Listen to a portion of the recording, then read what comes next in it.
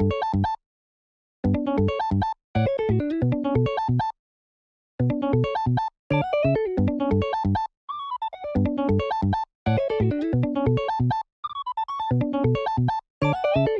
what is up, ladies and gentlemen? Good to see you again. Hope you guys are doing well. Now, I didn't want to make a deck profile for Luffy until I had really fleshed out as much of this deck as I possibly could. I wanted to make sure that I had as many matchups into every deck that I can, really know what the in and outs of its weaknesses and strengths are, and I do feel as though I've gotten to that point. Now, I will say, as far as the list that you're going to be seeing here, and as far as, you know, me going over some of the cards, I do think this deck is very interchangeable. There are a lot of cards that you can add to it, subtract this, that, and the other, make it a little bit, you know, unique and different in certain ways.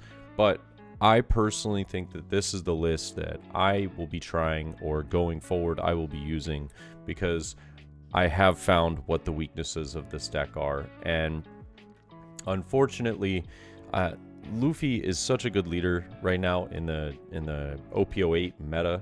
It's fantastic. It's just that it gets outshined by Lucci, because Lucci is just the best mono black leader. It's unbelievable. So it's one of those moments where you kind of go, all right, I'm taking the second best leader pretty much, but I want to have fun. I like how the leader plays. I think that it has extremely strong matchups, maybe into what Lucci is weak into. So I like the idea of this deck, and I'm just going to go through and kind of give you my thoughts and, you know, what, you know, some of these cards are useful for and where they're not. So before we get into each of the cards, I want to talk about maybe some of the matchups for this deck list. I actually think that this list in particular, and this deck in particular, is really good into almost every matchup besides like 3. And I think that the 3 that I'm about to mention, realistically, only one of them is really, really bad. The other 2 are like not great. You just have to draw really well, and if you don't draw really well, you're probably going to be in a bad spot. So first off, let's talk about Purple Luffy. So this deck doesn't do extremely well into Purple Luffy, mostly because you are dealing with a deck that plays a lot of 5 costs, and this deck doesn't really, you know, successfully get rid of 5 costs extremely easily. On top of that, playing your Kuzan on curve, 9 times out of 10 your opponent's just going to have Poly in hand, and they're going to use Poly on their curve and get rid of your Kuzan, and the game just kind of snowballs from there, and it becomes really, really difficult to get back into. So Purple Luffy, they have to draw pretty poorly in order for you to have, you know, a really good fighting chance into that matchup. And I think that if they just mulligan for Poly and they're going first, you're kind of in a bad spot. And you want to go second because you want to see your best curve, but it's just really difficult to do.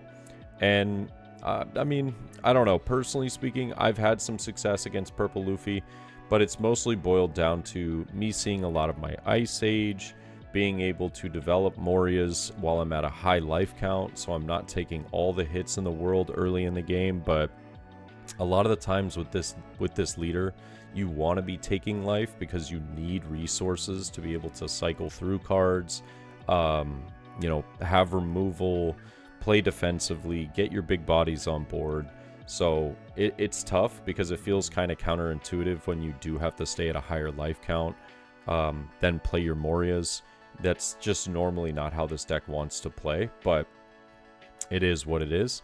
And then I would say Nami is another one of those matchups that isn't phenomenal. I don't think that it's unwinnable. It's just not phenomenal. It feels like you have to draw really well and your opponent has to, like, you have to specifically see 2 cards, and your opponent has to pretty much not get 2 draw 2 triggers out of their life. If they see 2 draw 2 triggers out of their life, it's pretty much unwinnable. But if you're lucky enough that they don't, then you have a chance. It's just really, really tough. And they know that you lack some of the, ability to, remove multiple targets like Lucci does. So they kind of capitalize on that and will be able to play out multiple Kayas, bounce them back with Snake Dance, and it becomes a very much a struggle in that matchup. In that matchup specifically, though, you do need to be seeing Brook. Brook is a must to be able to KO the Kayas, get a little aggressive. Yeah, you have to have this card. It's super, super important. And other than that, I mean, Moria, obviously, just being able to play out Moria into some of your 4-cost cards, and, develop more bodies onto the board, potentially bring back a Brook to KO a Kaya. Super helpful. I can't tell you how much I have pretty much lost that matchup and quite a few because I didn't see Jack or Moria. So that's where, we'll get into the nitty-gritty of this deck here shortly, into why I've made some of the changes that I've made from previous lists that I've tried, other lists that I've seen from, players that have done well. Just the more that I've seen, I consistently believe that these cards are close to the right ratios.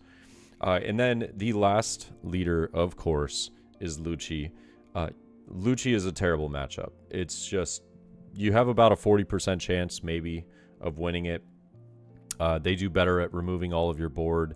They can value while removing your board, which is really tough to deal with. And if they see Jack into Gecko Moria, there's pretty much almost no coming back. Like, you have to have double Ice Age into Jack to remove theirs.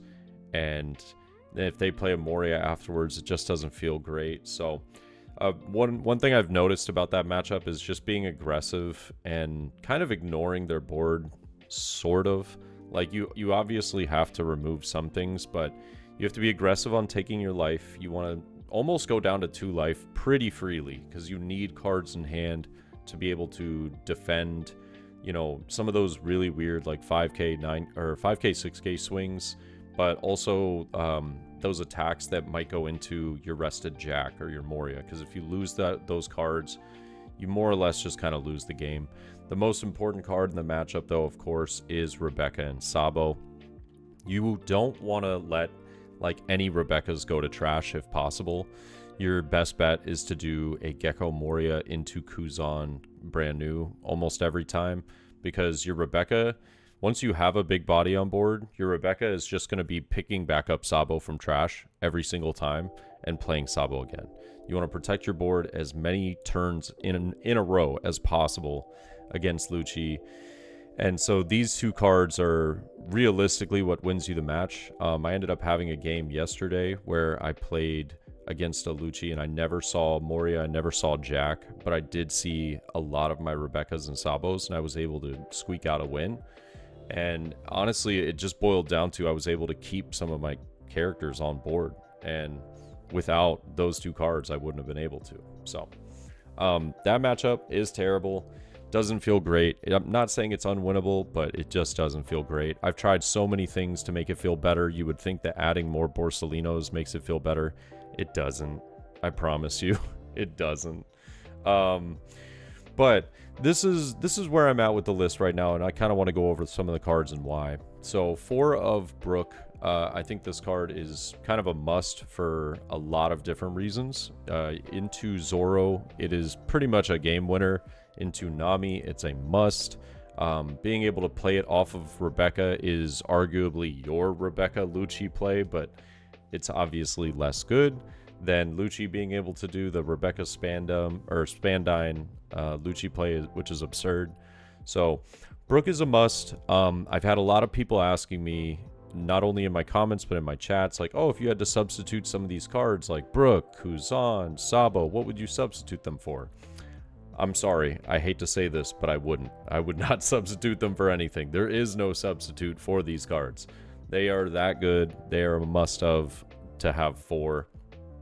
Sure, you can run, less than, but you're just not getting the maximum efficiency that you can with the deck. So Brook is just an incredible card. It pairs extremely well with Ice Age. If you're able to land Nico Robin onto the board, that definitely helps a lot.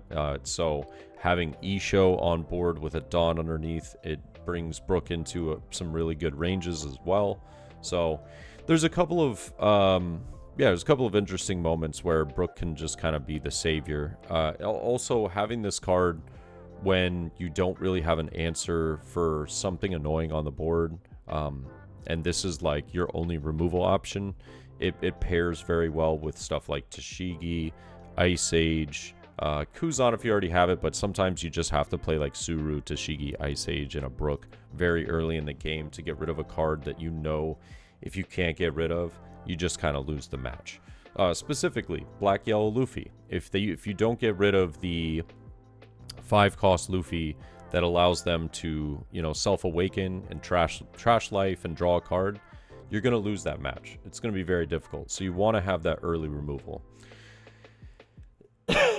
T-Bone. I laugh because T-Bone is a removal card in this deck. I laugh because that there's probably a card that your eye has gravitated towards in this deck list that you're like, wow, why are you running that? That's so weird. I wouldn't have thought about that. Garp, right? Garp's a bit of a weird choice, but you trust me, believe it when I tell you that the only games that I feel as though I guaranteed lose with this deck against matchups that I should 100% be beating is because I don't see removal. That's it. That is it. If you don't see removal with this deck, you will lose, right? So you have to have as many removal pieces as possible. That's what I've learned. I dropped quite a few cards. Like I dropped a Borsalino and I dropped a Nico Robin to add these two Garp just to bring up that removal card count. It is very, very important. Believe me when I say that. So T-Bone is a 2K counter. It's brought back from Rebecca, but it is a Navy searchable card from brand new. It can kill a 2-cost or less, which is very relevant. With Ice Age, you're now KOing 7-cost characters. There's a lot of usefulness for this card. Obviously, it doesn't feel great to drop a T-Bone to remove something, so it's your last-ditch effort if you really don't have the removal. But sometimes you're put into that spot, so you need to have this. It also just synergizes well with the deck. Like I said, being searchable, picked back up off Rebecca. It's a lot, there's very good reason to be having this. Now, the best card, arguably, for this list is Kuzan. This card really just gets the deck going. If Kuzan can stick, you are in a phenomenal spot. If Kuzan doesn't stick, it doesn't mean you're in a bad spot, because now it's in trash and you can get it back with Moria. But a lot of people I've heard time and time again go, oh, I hate playing Kuzan because as soon as I play it, it gets removed. It replaces itself. It replaces itself. That's all you got to know is a 4-cost 5K that draws a card, right? And if it stays on the board, it's a massive threat for your opponent. If it doesn't stay on the board, it did its job. It probably got 1 to 2 cards out of your opponent's hand. It drew you a card, replaced itself, probably got you closer to maybe drawing into your Moria or your Jack if you haven't seen it yet. So this card is the GOAT. Obviously, playing this on your second Dawn or 4 Dawn turn, but your turn 2 is always the play. If you don't have this card, that's why we do run cards like Borsalino, because it's kind of like your if I missed Kuzan sort of opportunity. But this also has some other niche usages that we'll talk about. But yeah, there's not really many great 4-cost plays that you want to be doing other than Kuzan. Sometimes a Rebecca into Brook is a thing. It just kind of depends on what the matchup is, right? If it's say you're going against Nami and I played brand new and I put a Jack into trash, and now the following turn they have a Kaya on board, I can do a Rebecca into Brook, pick back up Jack, KO the Kaya, and I feel like I had a productive turn. But it's niche. It just kind of depends on, what you're looking for and what you need in specific instances based off of what your hand has. Suru, 2K counter, Navy, -2 cost. Not much to say here. It's just a great card. there are times where you're going to be playing Moria into Rebecca, Suru, pick back up Brook KOs something. It's very rare. You don't typically want to go this route because you're trying to do value Moria as much as possible over doing like a removal based Moria. But there are just times where you can't let your opponent have that extra swing. That's your only like, you know, possibility of getting rid of, you know, a really annoying card. So I understand it's just not optimal, right? It's not optimal. Suru's just there as a 2k counter. It is there as a piece that helps you, you know, get cards within range occasionally while it's in hand. But really just think about this as mainly a searchable 2k counter. And we've also have Borsalino. Borsalino is an extension of Kuzan. It is another 4-cost body that can be played just in case you don't have a 4 on your turn 2. But Borsalino is also nice for the Lucci matchup. If you get this early in the game, it sticks. It becomes annoying. It becomes a pseudo blocker. It can be an attacker. Yeah, it's a nice card. It also is something that, depending on the matchup that you're playing against, with Gecko Moria, you can bring back Borsalino into brand new, and that way you know for sure that your Rebecca that you would have brought back that can be removed won't be removed, right? So yeah, sure, you're not going to be drawing an extra card like Rebecca would, but Borsalino does guarantee, hey, I'm not getting removed unless they have bottom deck capabilities. But if that's the case, you're not playing Borsalino, you're playing Rebecca. So kind of irrelevant. And then we have the one of Isho. I know people don't like a lot of one ofs. This is just an extension. It's not meant to be a card that's really impactful in the deck, right? Isho, very similarly, not meant to be super impactful in the deck. There's a lot of decks that run 2. I personally don't like 2. I've ran 2 plenty. It just doesn't feel great into some of the meta decks that you're playing up against.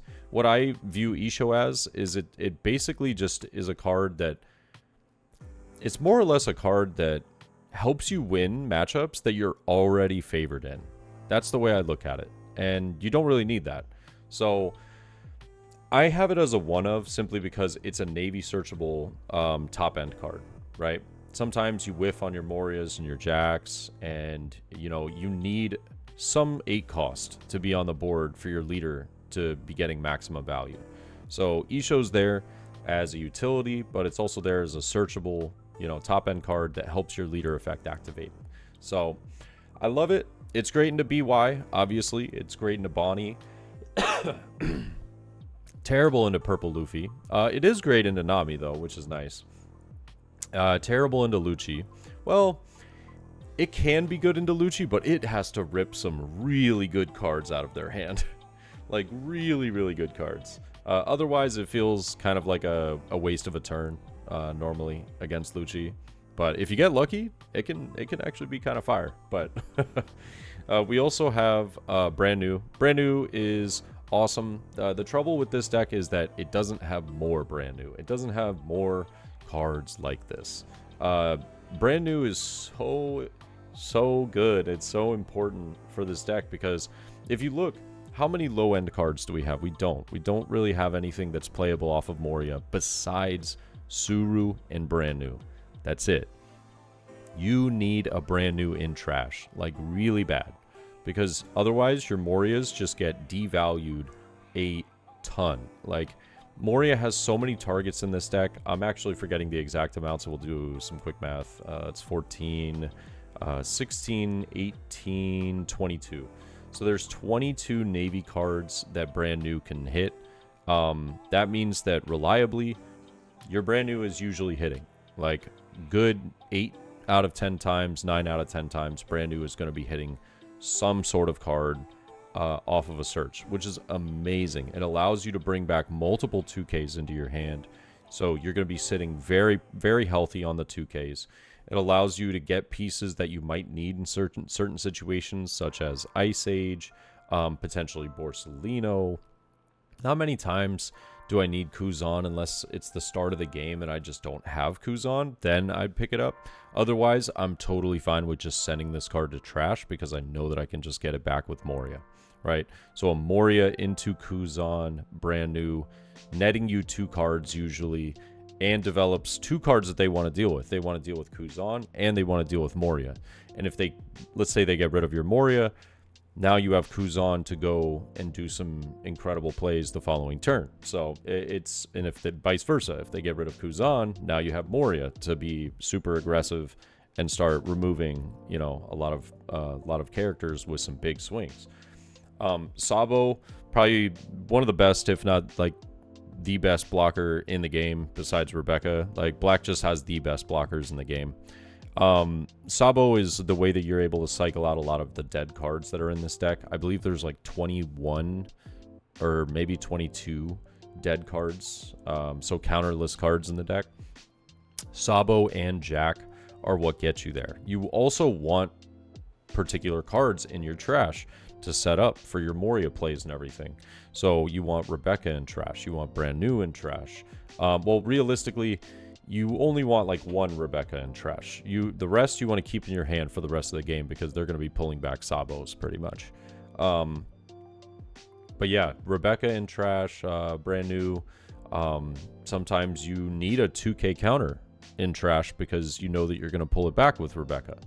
So, you know, could be like, hey, I could just throw T-Bone, I could throw Tashigi in there, and then I could just get it back, and we're going to be feeling really good.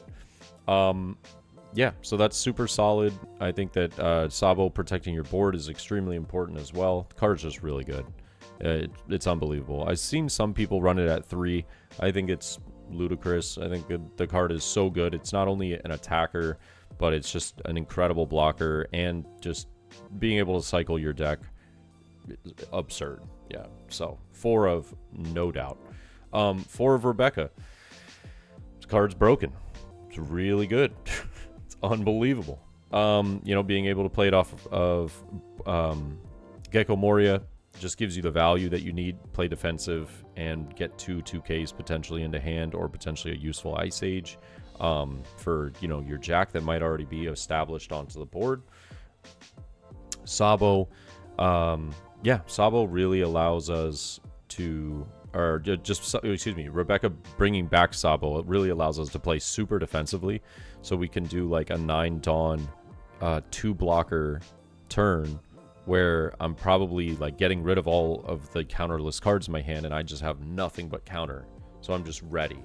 I'm playing defensive. I've got my board set up. We're good, right? So I like that this card just kind of gets you back those pieces that you really need. And yeah, I mean, you just can't go wrong with this card. It's just ridiculously good. Moria, there's not much to say. This card has a few combos, but it's pretty, you know, everybody pretty much knows what it does. I don't really need to explain to anybody why this card is in the deck. You're bringing back Rebecca brand new mostly, or Kuzan brand new. Occasionally you're bringing back Borsellino brand new. Like I said, when I was talking about Borsellino, it just depends on if your blocker, like if you can afford to allow your blocker being removed or not. Occasionally you're bringing back Rebecca Suru and then using the Brook KO combo. That is a little more niche, doesn't happen as often, but yeah. And sometimes you're just not going to have brand new. So you're just going to be bringing back either Rebecca, Kuzan, or Borsellino. That's it. You know, that's just the case. Occasionally, you're not going to see this card, and it's going to suck, you know, and you're going to wish that you did, because it feels like your Moria is less good. Jack is so unbelievably useful in this deck, because 1, it normally doesn't get removed very easily.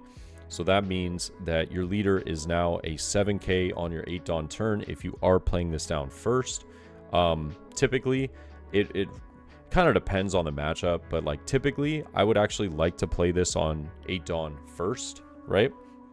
I'll play this on 8 and I'll say, okay, perfect. Now I'm looking pretty good. I can go 1 onto leader, make my leader a 6K, swing 7, and the following turn when I play Moria, now I have options, dude. There's so many options for this. Your Moria actually becomes different when you have Jack on board. So your Moria can just be like a Rebecca brand new, but you might actually end up playing out a Suru from your Rebecca, right? And then you can use Jack to KO a 5 cost. or you're doing something like Gecko Moria into Tashigi Suru, right? Now you can reduce something by 4 costs, so you're killing a 7 cost with Jack. There are some really weird niche moments, and also just having Jack on board allows you to play Nico, but like I said, we only run a 1 of this because I don't super love the card, but I also don't hate it. But yeah, I think that Jack is just incredibly good. It pairs extremely well with Ice Age. If you have Isho on the board, it's a wrap. Yeah, it's a wrap. You are just KOing everything. Everything's dying. There's nothing left. You just win. Yeah. And so Jack just allows you to cycle out some of those cards that you would prefer to have in trash. Maybe you need more counter. Yeah, it's just an incredibly useful card. It's broken. Again, black is just in a really strong spot right now, but OP09 around the corner. Purple looks like it's going to be taking over.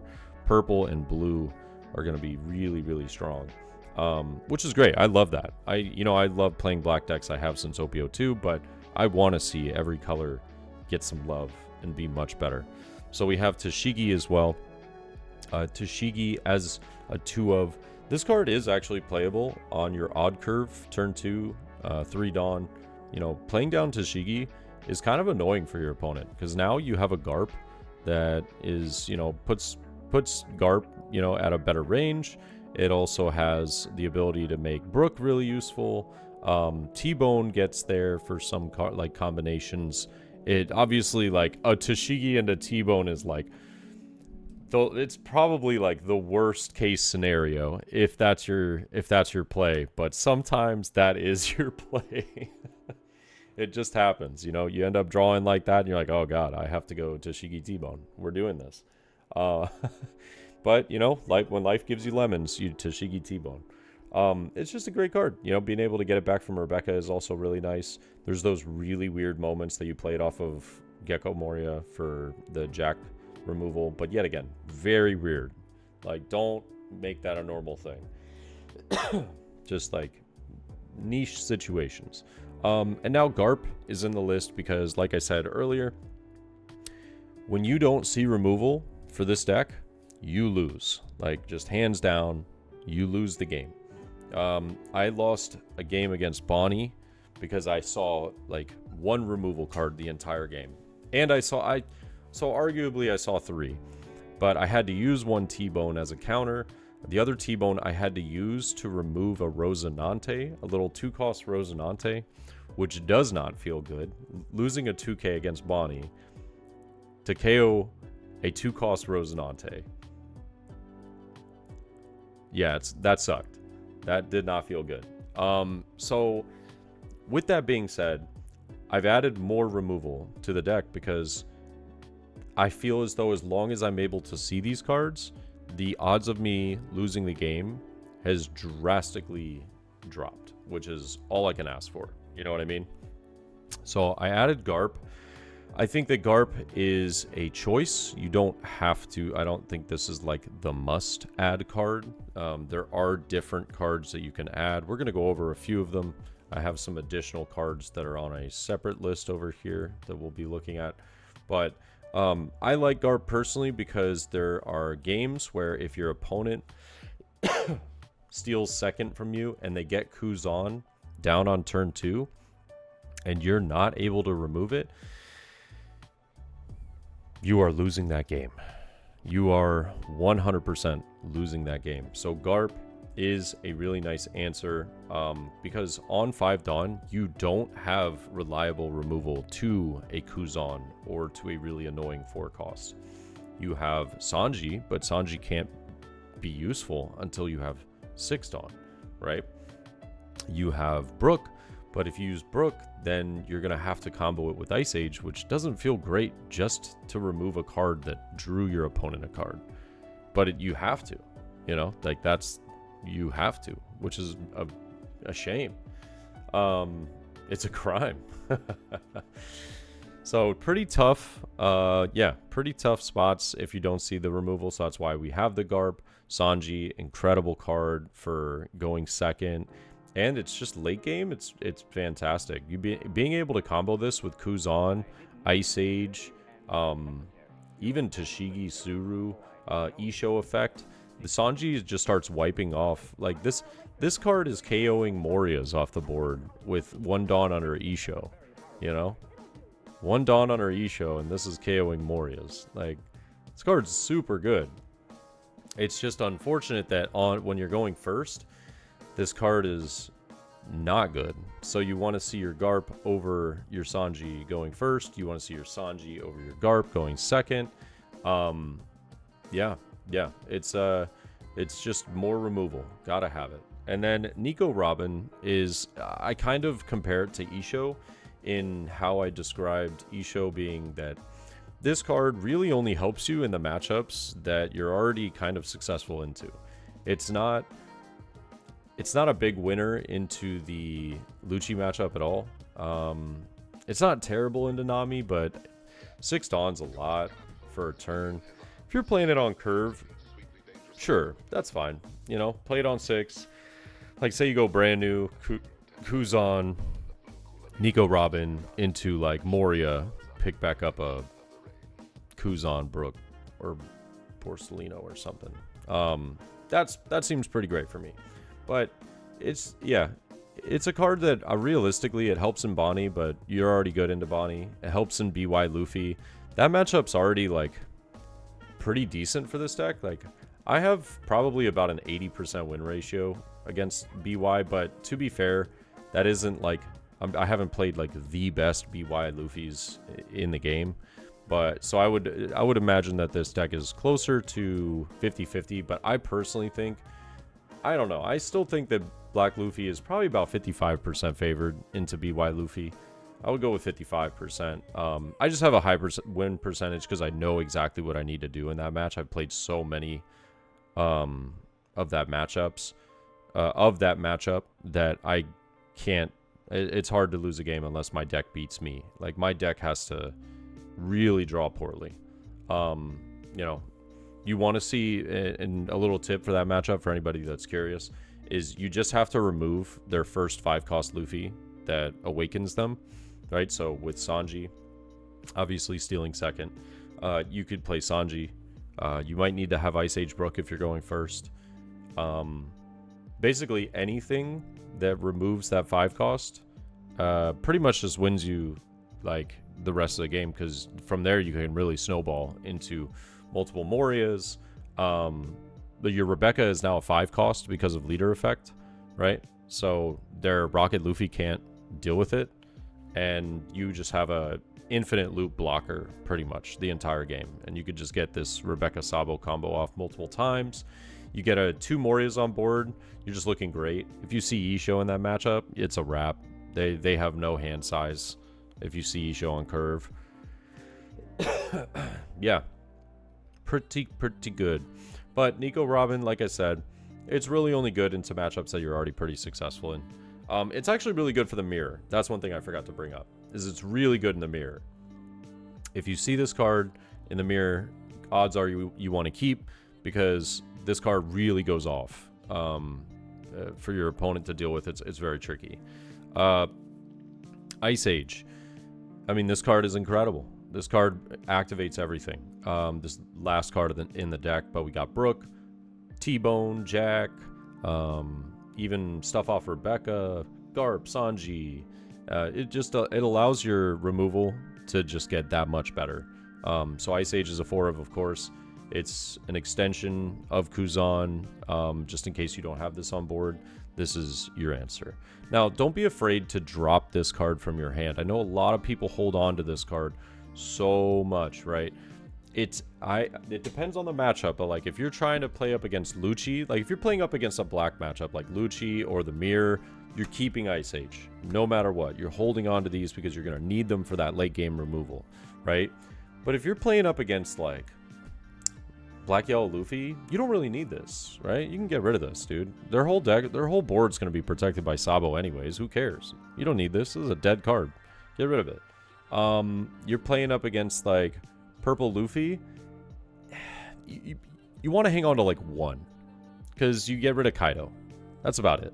Unless you have like a Brook on board that's just sticking for some reason, then yeah, you can keep all your Ice Age and keep removing their stuff per turn, but just don't be afraid to get rid of it. I know a lot of people hold on to them too much, and then they are like, oh, well, I had no counter in hand. Well, you drop your Ice Ages. You don't need them all that much. They're just there for the black matchups and just the occasional, like, really annoying card that your opponent can play down. Like a 9-cost Zoro or an 8-cost Kid in Bonnie. That's a pretty annoying card, you know? A 10-cost Kaido in Blue Doflamingo. You know, I can just hit him with an Ice Age Sanji and be like, bye. Yeah, and then there's a couple of like other choices that you can do with the deck. I know some people really like Laboon. I personally don't. I'm not a huge fan of it, but I've seen it work, so I understand that there is a world for this to work. Like, you play 8-cost Moria, you get Laboon, you're able to use Laboon as the reduction that puts you know, Jack into range of KOing something. I get the idea, but it's just tough because in a perfect world, that sounds amazing, but setting all that up, it's just a lot of setup. You know, you got to have Jack on board. You have to have Moria in hand. You have to have Laboon in trash.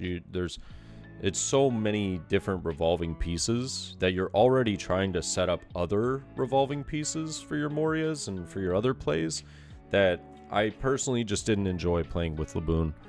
That's just my personal opinion. I know some people swear by it. They love it. It's an addition to the deck that you can add. You know, I do think you have to change up the ratios a little bit, but yeah. Sakazuki. Sakazuki is actually a card I was considering playing. I was actually considering playing this card, but I realized that my biggest threat was a lot of times cards on their forward on turn, and I had no answer to it, right? So that's why I went with Garp, because Garp answers those cards and gives me a solution.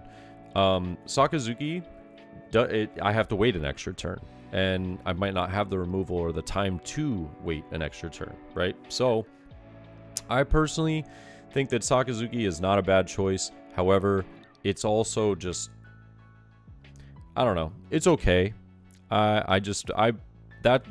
That's my reasoning with the Garp. I think the Garp really gives you, you know, that answer to some of the problems that you might not have had the answer to. And it's also the extra removal. You can also remove with it every single turn. Granted, you're trashing a card from hand every turn, but it also becomes an attacker. I like it because when it turns sideways, a lot of times my opponent, like, so if I play this on 5, my opponent now goes to 6 Dawn after, and I just KO'd some 4 cost, right? Or 3 cost. My opponent is at 6 Dawn. Normally they have a play for like 5, like they want to put down a 5 cost and then swing 6. If they're swinging 6 into this, I can protect it, and now they're like, oh crap, I just let that live, right? But there's these times where they get so scared of this card that they'll dedicate like 3 Dawn to KO it. They'll go 8 into it. And now they like attach 3 Dawn to like a searcher that's on the board or something. And I'm like, dude, this card did its job. Thank you. And then I'll just go ahead and let it go. And now I can play Jack the following turn and just feel like I'm in an incredible spot. So it's a big distraction. But that's just my thoughts personally on it. Sabo. I actually think that there's a world where Sabo is really good. I actually think that I thought about this being a potential answer to Lucci. The tough part is, though, is that sure, you remove their big body and maybe like their Lucci or something like that. Tough part about that is that you had to drop probably 3 cards to do that. You had to drop an Ice Age, the Sabo itself, and trash a card. So that feels really bad if you're going to be dropping this card and then thinking to yourself, am I really up after I did that? It's pretty tough. So I personally decided to go the value route, like with the list, rather than trying to do solely removal. But I do like the card. I think there's a world where you can get it to work, but maybe you have to be really aggressive about taking life, and I just don't know if I personally want to do that with how I play the deck. So that's just me. Kaido, I tried this card so many times. I don't like it. I just don't like it. I don't know. I tried it over and over, and nothing about this card made me feel like it was useful. Yeah. I don't know. That's it. That's all I got for Kaido. I tried it. I know I've seen some people run it. I don't like it. There's hardly any times where I played it where I felt like I was having a productive turn other than, or not even other than, like I would rather be playing Moria, Jack, or like Rebecca Sabo, or Kuzan Sabo, you know, anything. I just never really got, I don't know, never really got any good usage out of this card. This card is a sleeper. 8 cost Luffy. This is a sleeper right here, ladies and gentlemen. I would never run it as more than a one of. But I have snuck so many games off of my opponents with this card. No one expects it. It is really tough to deal with afterwards. Like, Morias have to overcompensate to try and swing into it, which is wonderful.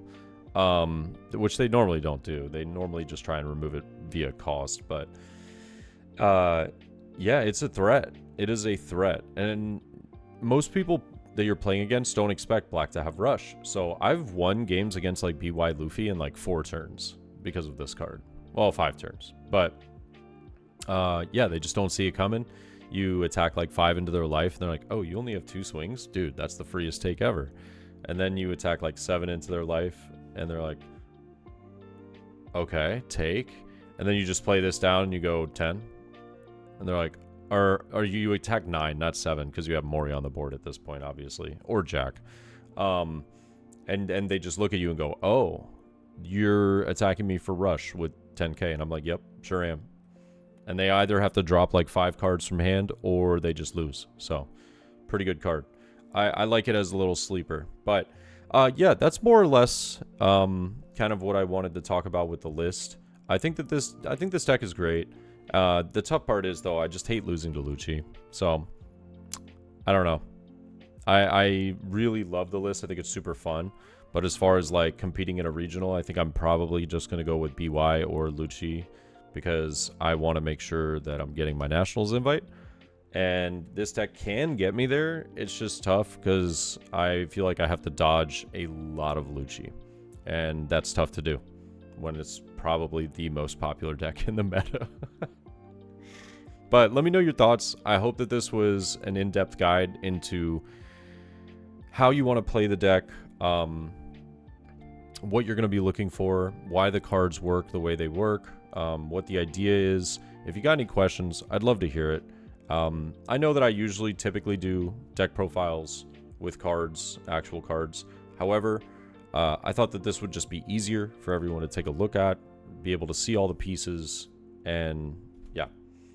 But I will catch you guys in the next video, and until then, peace.